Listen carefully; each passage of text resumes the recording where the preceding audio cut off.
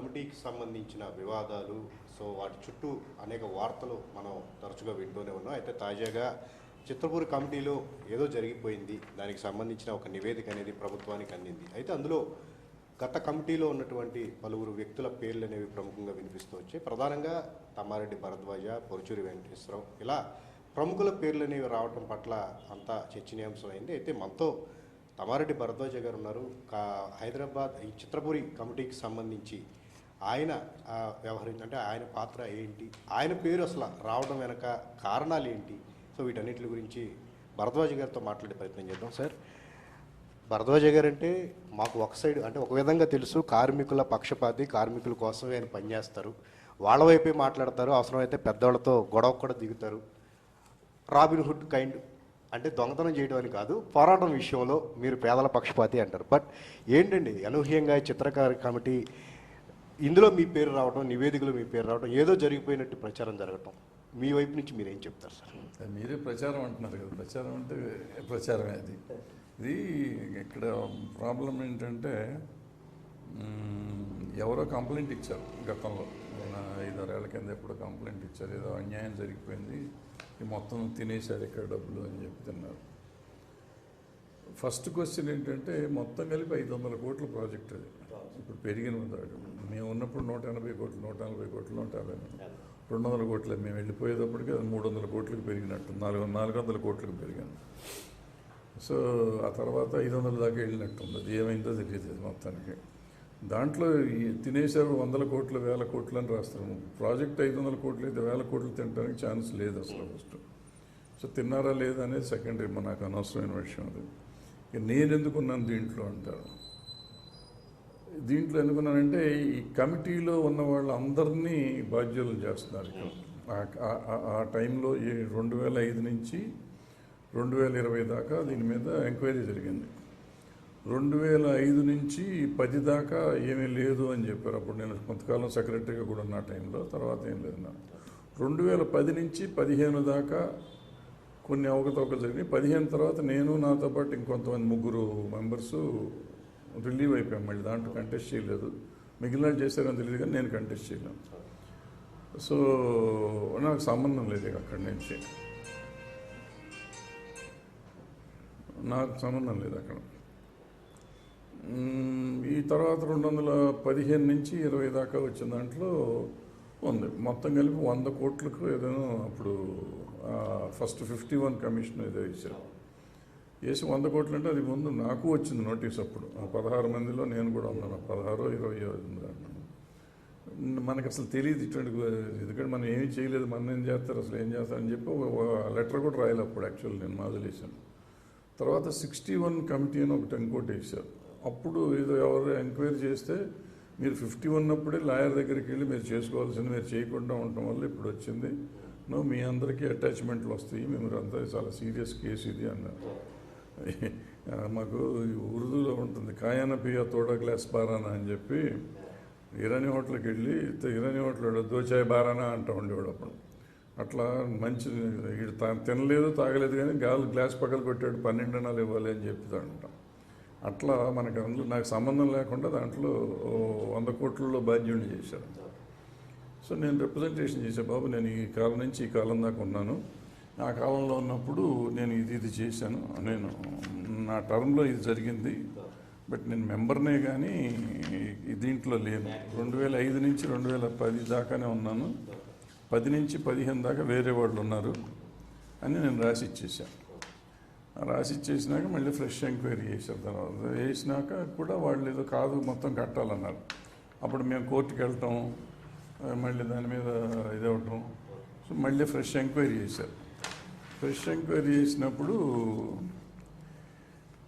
ఇప్పుడు నేనేం చెప్పానంటే, అప్పుడు నేను అప్పుడు చెప్పింది ఇప్పుడు చెప్పింది కూడా 2632 ఇళ్ళు మేము హ్యాండ్ ఓవర్ చేసాం.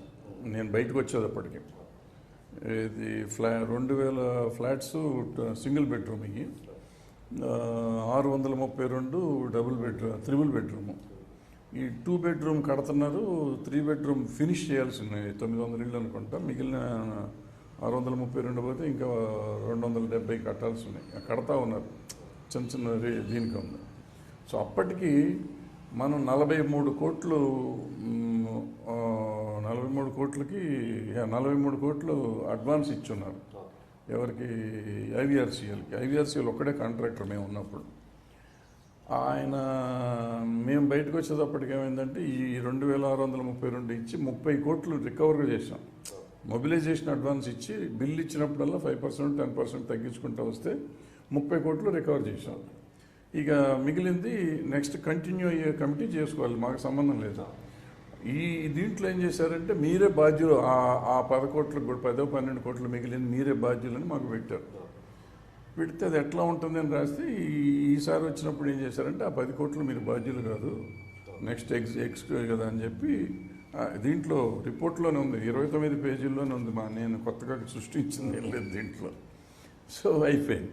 అయితే మేము 2010 నుంచి 15 లోపల మా కమిటీ మెంబర్లో ఒక ఆయన 30 లక్షల రూపాయలు ఒక ఎస్పీజీయో దేనికో ఇచ్చాడు. దానికి తీసుకుని ఆయన ఇచ్చాడట. ఒక వాటర్ వర్క్స్ పని చేస్తామని చెప్పి ఆయన తీసుకున్నారంట.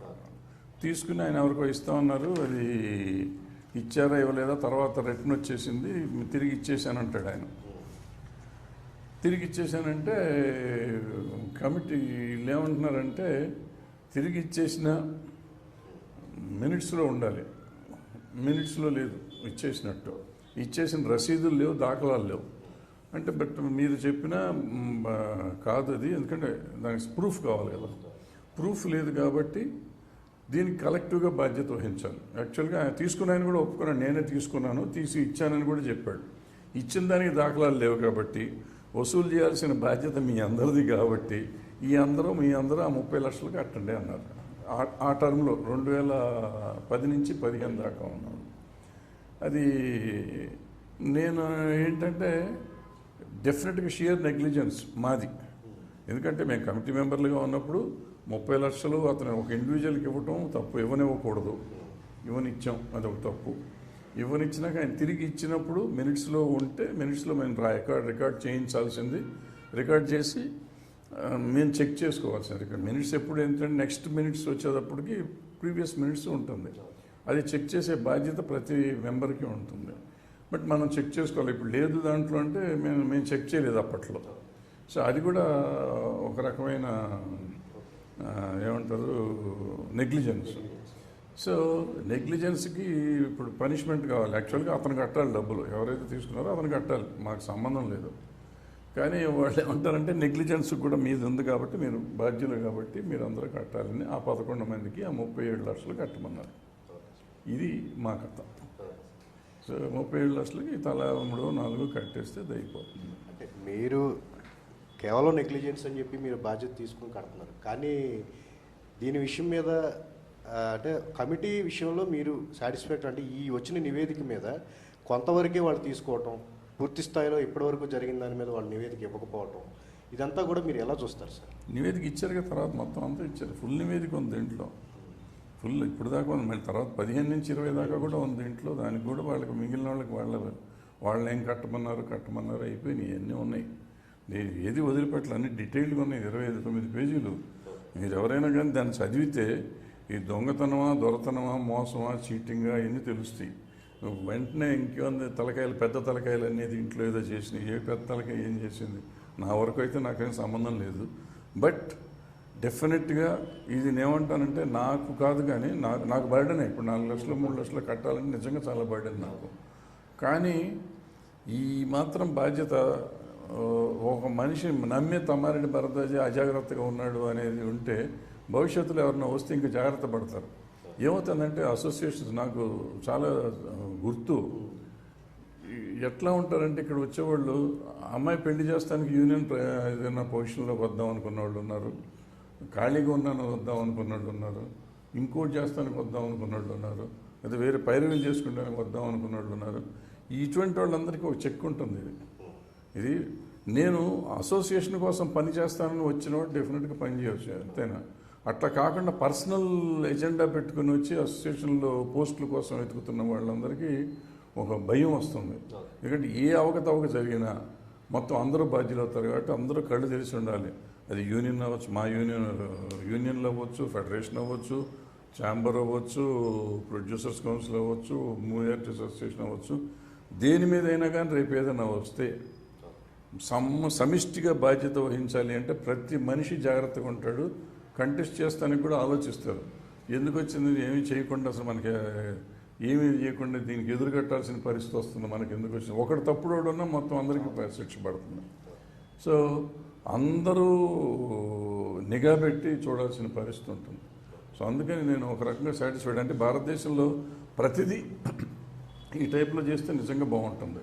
చేస్తారని నేను నమ్మను అనుకోండి, చేస్తే సంతోషం. అంటే మీ విషయంలో అంటే ఇప్పుడు చూస్తున్న సిచ్యువేషన్ చూస్తుంటే మీ నెగ్లిజెన్స్ అని చెప్పి మీరే అంటున్నారు. బాధ్యత గల పదవిలో ఉండి చూసుకుపోవడం అనేది మీ తప్పే అని చెప్పేసి కూడా అంటున్నారు. నేను పదవిలోనే కమిటీ మెంబర్ని నేను చూడక్కర్లేదు, కమిటీ మెంబర్స్ చూసుకోక్కర్లేదు, సెక్రటరీలు ప్రెసిడెంట్లు చూసుకోవాలి. యాక్చువల్గా వాళ్ళు చూడలేదు కాబట్టి మినిట్స్ చెక్ చేయటం కూడా బాధ్యతగా మనం తీసుకుంటే చూసుకోవాలి, అంతే. అంతే తప్ప మేము నిజంగా చెప్పాలంటే చాలా విషయాలు పనిచేసాం. ఈ విషయం ఇది మినిట్స్లో ఏముంటుంది తప్పు, డబ్బులు ఇచ్చాడు ఇక్కడ రాసి ఉంటారు అనుకుంటాం తప్ప అది అక్షరం చదవాల్సిన అవసరం లేదని అనుకున్నాం. అది కూడా తప్పు అని వాళ్ళు అర్థమైంది మాకు. సరే, ఈ నివేదికలు మీరు మళ్ళీ తిరిగి ఇవ్వటం పక్కన పెడితే చిత్రపురి సభ్యులందరికీ కూడా ఒక న్యాయబద్ధంగా ఫ్లాట్లు అనేవి రూపకల్పన జరగలేదు అనేది ప్రధానమైన ఆరోపణ. జరుగుతాయని ఒక ఆశాభావం ఏమైనా ఉందా సార్ ఇప్పటికైనా సార్? అంటే ఎట్లా జరగలేదు అనడానికి పూర్తిగా కాదు, అది ఎంతమంది దీనికి ఎన్ని రకాల తప్పులు ఉన్నాయి అనేది మీరు అర్థం చేసుకోవాలి. ఇక్కడ మనం అసలు మెంబర్షిప్లు ఎంతవరకు కరెక్ట్, మెంబర్షిప్ ఎవరిస్తారు, ఇది ముందు అర్థం కావాలి. ఇప్పుడు ఈ నివేదికను పక్కన పెట్టి నివేదికలో లేని విషయం నేను మాట్లాడుతున్నాను. ఇవాళ చిత్రపురిలో మెంబర్ కావాలి అంటే అతను ఒక పర్టికులర్ యూనియన్, మీ దగ్గర నుంచి జర్నలిస్టులు కూడా ఇచ్చాం, జర్నలిస్ట్ అయినా జర్నలిస్ట్ యూనియన్ నుంచి మాకు కార్డు వచ్చి యూనియన్ అసోసియేషన్ వాళ్ళు మాకు లెటర్ కూడా ఇవ్వాలి వాళ్ళకి, సొసైటీ. ఎవరమ్మా ఒక నిమిషం. ఈ 3 రకాల అది ఎట్లా ఇవ్వాలంటే ఫస్ట్ యూనియన్లోను మెంబర్ అయ్యి ఉంటే ఆ యూనియన్ వాళ్ళ కార్డును యూనియన్ సర్టిఫికెట్ లెటరు, ఇతను మా మెంబరు ఇన్ని రోజుల నుంచి ఉన్నాడు అని చెప్పి తీసుకుని ఇస్తేనే వీళ్ళకి ఇవ్వాలి. ఒకవేళ ఫెడరేషన్లో ఫ్రాడ్ అంటే ఆ కాగితాలు లేకుండా వీళ్ళు మెంబర్షిప్ ఇస్తే వీళ్ళు ఫ్రాడ్, కాగితాలు తప్పుడు కాగితాలు ఇస్తే వాళ్ళు ఫ్రాడ్. ఇప్పుడు దాన్ని ఇంతవరకు దాన్ని మెటీరియలైజ్ చేయలేదు ఎవరు, దాన్ని ఎవరు చూడట్లా. నాకు తెలిసి మెజారిటీగా అట్నుంచి వచ్చినాయి ఎక్కువ. ఇక్కడ ఏంటంటే ఇక్కడ రూల్ వీళ్ళు పెట్టుకున్నారు. యాక్చువల్గా దీంట్లో ఏంటంటేనండి ఇచ్చింది సినిమా ఇండస్ట్రీకి సంబంధించిన వాళ్ళకే ఇళ్ళు అని చెప్పి దానికి దాంట్లో ఈ కార్డులు చూడండి అని చెప్పి అక్కడ జీవోలో లేదు. కానీ మన సౌలభ్యం కోసం వాళ్ళ దగ్గర నుంచి ఫెడరేషన్లో ఉన్న మెంబర్లని తీసుకోవాలన్నారు. యాక్చువల్గా మెడ్రాస్ నుంచి వచ్చే వాళ్ళ కోసం అని కూడా రాసి ఉంటుంది దాంట్లో. బట్ అది మనం అంత ప్రిఫరెన్స్ వల్ల కొంతమందికే ఇచ్చాం, మెడ్రాస్ నుంచి వచ్చిన టెక్నీషియన్స్ కాదు. ఇక్కడ ఉన్న వాళ్ళకి ఎంతవరకు వచ్చిందంటే ఇచ్చారు. ఇస్తే ఇట్లా ఈ దొంగ సర్టిఫికెట్లు ఇచ్చి తీసుకుని డబ్బులు తిన్న వాళ్ళు ఉన్నారు అక్కడ. ఫెడరేషన్ సభ్యులు అవుతారు వాళ్ళు అక్కడి నుంచి ఇచ్చిన వాళ్ళు. సో అది మొదటి ఫ్రాడ్ అయ్యింది. నేను సెక్రటరీ అయినాక నేను దగ్గర కొన్ని 100-1,500 మందిని దగ్గర తీసేసాను నేను, ఇట్లా తప్పుడుగా ఉన్నాయి అని చెప్పి. మళ్ళీ తర్వాత వచ్చారు, అది వేరే సంగతి. సో అది ఒక సెక్షన్. రెండో సెక్షన్ ఏంటంటే ఈ కాంట్రాక్టర్ల దగ్గర ఇచ్చిన అంటే రాంగ్ అలాట్మెంట్స్లో అది ఇది చేసి అవకతవకలు చేశారు. కొన్ని 2-3 రిజిస్ట్రేషన్ ఒకళ్ళకి చేశారు, ఇచ్చింది ఒకళ్ళకి ఇచ్చారు, ఆక్యుపేషన్ ఒకళ్ళకి ఉంది. ఈ ఎలిగేషన్స్ కూడా ఉన్నాయి, అవి ఉన్నాయి. అది ఆ సొసైటీ తప్పు 100%. ఏ కమిటీ ఉందో ఆ కమిటీ తప్పు. అది ఇది కాకుండా ఈ కాంట్రాక్టర్ల దగ్గర కిక్ బ్యాక్లు వచ్చినాయి. ఈ మూడు రకాల వ్యవస్థాగతమైన తప్పులు జరిగినాయి. ఈ జరిగినాయి అనేది మనకు తెలుసు, విన్నాయి కొన్ని, చూసి తెలిసినవి కొన్ని దీంట్లో. సో వీటిని చెయ్యాలి. ఇప్పుడు యాక్చువల్గా ఇప్పుడు ఈ రిపోర్ట్ వరకు నాకు తెలిసి పెద్ద ఇది రిపోర్ట్ కాదు. ఇది కూడా బాధ్యత వహించాలి, ఇది నెగ్లిజెన్స్ బాధ్యత వహించాలి అనేది ఇది కరెక్టే. కానీ ఇది కూడా చేయాలి. ఇది ఎట్లా చేస్తాం, ఇది సాధ్యమైనంత వరకు ప్రూవ్ అవ్వవు. ఏది ఇప్పుడు రాంగ్ అలాట్మెంట్ జరిగినంత వరకు చూడాలి. డబ్బులు కట్టి ఉన్న వాళ్ళకి తిరిగి ఇవ్వటం ఒకటి కావాలి. దానికే ఇప్పుడు ఏమంటున్నారు ఏదో ట్విన్ టవర్స్ ఏదో కట్టి దాంట్లో వచ్చే డబ్బులు వీళ్ళందరికీ రిటర్న్ ఇచ్చేసి చేస్తామంటున్నారు. ఏదో ఒకటి చేసి పాపం డబ్బులు కట్టిన వాళ్ళు ఫుల్గా కట్టిన వాళ్ళు ఉన్నారు, ఎలాట్ అయ్యి ఇల్లు లేనివ్వకుండా ఉన్నవాళ్ళు ఉన్నారు, డబ్బులు కట్టినా ఇల్లు రాని వాళ్ళు ఉన్నారు కొంతమంది. సో వీళ్ళందరికీ న్యాయం జరగాలి, అది ఇమ్మీడియట్గా చేయాల్సింది అది ముందు. మిగిలిన తర్వాత ఏం జరుగుతాయి అనుకోండి, కేసులు కోర్టులు నడుస్తూ ఉంటాయి అన్ని. కానీ బట్ ముందు డబ్బులు కట్టారు పాపం, చాలామంది డబ్బులు కట్టినారు. అంటే దగ్గర 60 కోట్ల దాకా 50-60 కోట్ల దాకా ఉంటాయి వాళ్ళ డబ్బులు ఇక్కడ సొసైటీలో. ఆ డబ్బులన్నా తిరిగి ఇవ్వాలి, అదన్నీ ఇవ్వాలి. ఈ 10 ఏళ్ల కింద కట్టిన 60 కోట్లకి వాళ్ళు అన్ని వడ్డీలు అయ్యి ఉంటాయి. వాళ్ళు లెక్కలు వేసుకుంటే అట్లీస్ట్ ఫ్లాట్ వస్తుందా ఇల్లు వస్తుందా రావట్లేదు. నిజంగా చాలా బాధాకరమైన విషయం. ఇంకొకటి ఏంటంటే సార్, ఈ ఉన్న అలాట్ అయిన వాళ్ళకి కూడా సరైన మౌలిక వసతులు కానీ సౌకర్యాలు కానీ అప్పటి నుంచి ఇప్పటికీ ఏ కమిటీ కూడా ఇవ్వలేకపోతుంది అనేది ప్రధానమైన ఆరోపణ. అంటే కొని ఎట్లాగొట్లా వచ్చింది అనుకున్న వాళ్ళకి కూడా ఒక ఆనందం అనేది లేదు చిత్రపూర్లు అనేది ప్రధానమైన సమస్య. అంటే దీని మీద అంటే ఏ కమిటీ వచ్చినా సరే పాత జరిగిన విషయాల గురించి మాట్లాడుతుంది కానీ జరగాల్సిన విషయాల గురించి కూడా ఒకటి మాట్లాడట్లేదు అనేది ప్రధానమైన ఆరోపణ. అంటే ఈ ఎట్లా ఉంటుందంటే ఇది ఇల్లు కట్టేశారండి, వచ్చేసాం మనం అందరం ఇల్లు తీసుకుంటున్నాం. మనం సొసైటీ ఫామ్ చేసుకుని మనం మెయింటెనెన్స్ కట్టాలి కదా, మెయింటెనెన్స్ కట్టి మనం చేసుకోవాలి. ఇక వాళ్ళు ఏం చేస్తారు, ఇంకా వాళ్ళకి అయిపోయింది ఇల్లు కడతాం వరకే వాళ్ళ బాధ్యత. కోఆపరేటివ్ సొసైటీ ఇల్లు కడతాం వరకు, మెయింటెనెన్స్ వాళ్ళ బాధ్యత కాదు. మెయింటెనెన్స్ ఎవరైతే వచ్చి ఉంటున్నారో వాళ్ళు చేసుకోవాలి. ఇక్కడే కాదు ఏ సొసైటీలైనా, బిల్డర్ బిల్డింగ్ కడతాడు, బిల్డింగ్ కట్టినాక మనం సొసైటీ ఫామ్ చేసుకుని మనం మెయింటెనెన్స్ సరిగ్గా చేసుకోవాలి కదా. సో ఆ కార్పస్ ఫండ్ ఉందా లేదా ఇవన్నీ చూసుకుని దాన్ని బట్టి చేసుకోవాలి. మళ్ళీ సొసైటీ చూడలేదు అనేది ఇది మరీ గొంతెమ్మ కోరిక అవుతుంది. Right sir. అంటే దీని మీద అంటే లీగల్గా ప్రొసీడ్ అవుతారా మీరు కూడా? ఒక లీగల్గా ప్రొసీడ్ అయ్యే అవకాశం? నేను అవ్వనండి, నేను డబ్బులు కట్టేస్తాను. ఎందుకంటే 100% నేను ఫీల్ అవుతానండి, బాధ్యతగా ఫీల్ అవుతానండి. తప్పే ఇది. నేను లంచం తీసుకున్నానని చెప్పట్లేదు, మోసం చేశానని చెప్పట్లేదు. నేను నిర్లక్ష్యంగా ఉన్నానన్నమాట నిజం. దాన్ని నేను ఒప్పుకుంటున్నాను. ఒప్పుకొని దానికి ఎందుకు కట్టాల్సింది కట్టాలి. పెనాల్టీ నేను నాలాంటి వాళ్ళు కూడా నేను కట్టకుండా కోర్టుకు వెళ్తే దుర్మార్గం అవుతుంది నా ఉద్దేశం. నేను ఇన్ని మాటలు మంచి మాటలు చెప్పేవాడిని, ఇవాళ బాధ్యత రాహిత్యత కనపడతా ఉంటే బాధ్యత రాహిత్యం కాదు. దొంగతనం చేసామనంటే నేను డెఫినెట్ కోర్టుకు వెళ్ళేవాడిని. నేను డెఫినెట్ ఇప్పుడు అందులో డబ్బులు నేను తీసుకోలేదు అని చెప్తున్నారు, తీసుకున్న ఆయన నేను తీసుకున్నానని చెప్తున్నాడు. బట్ ఆ టైంకి మీరు వసూలు చేసే టైంలో మీరు ఉన్నారు కాబట్టి వసూలు చేయలేదు కాబట్టి మీరు బాధ్యత వహించండి అన్నాడు. మేమందరం కోర్టుకు వెళ్తే అతనే కట్టాలని అనుకుంటే మేమే గెలుస్తాం. నాకు తెలుసు అతనే కట్టాలి, మాకు సంబంధం లేదు, మేమెందుకు కట్టాలి అనుకుంటే అది వెళ్తే మళ్ళీ డిస్ట్రిక్ట్ కోర్టు తర్వాత హైకోర్టు తర్వాత సుప్రీంకోర్టు దాకా వెళ్ళొచ్చు. ఈ 3-4 లక్షల కోసం ఇన్ని కోర్టుల చుట్టూ తిరిగి ఇప్పటికే 4 ఏళ్ల నుంచి తిరుగుతున్నాం కోర్టుల చుట్టూ. నాకు ఓపిక లేదు. ప్లస్ వాళ్ళు నిజాన్ని చక్కగా చెప్పినప్పుడు నేను దాన్ని ఎందుకు కంటెస్ట్ చేయాలి? అది తప్పు చెప్పారనుకోండి, డెఫినెట్గా నేను కంటెస్ట్ చేశాను. తప్పు చెప్పలేదు, నిజమే చెప్పాను. నీ బాధ్యతను సరిగ్గా నిర్వర్తించలేదు అంటే ఆ డబ్బులు అతనే ఎందుకు చూడలేదు. నేను ఎప్పుడు అతను తిడతా ఉంటా, ఏమైనా మినిట్స్లో ఎందుకు రాయించుకోలేదు, నువ్వు రాయించలేదు, ఎందుకు చెక్ చేయలేదు అని చెప్తాను. మరి వాళ్ళు వీళ్ళు చెప్పే లెక్క ప్రకారం నేను కూడా చెక్ చేయాలిగా, మినిట్స్ చేసి ఉండాలిగా. నేను చేయలేకపోయాను, చూసుకోలేదు, తప్పు నాది కూడా ఉంది కదా. అంటే మీతో పాటు కొంతమంది మిగతా వారు కూడా ఉన్నారు కదా, అవును. అందరూ కలిసికట్టుగానే ఈ డెసిషన్ తీసుకున్నారా? మీరు వ్యక్తిగతంగానే ఈ డెసిషన్? నేను వ్యక్తిగతం సార్, మిగిలిన వాళ్ళు వస్తారు లేకపోతే లేదు, అందరూ వస్తారని అనుకుంటున్నాను నేను. రావాలి కూడా లేదు, కోర్టుల చుట్టూ తిరుగుతామంటే ఎవరి ఇష్టం వాళ్ళది, మనం ఏం చేస్తామండి. నా బాధ్యత నేను నిర్వర్తించాలి.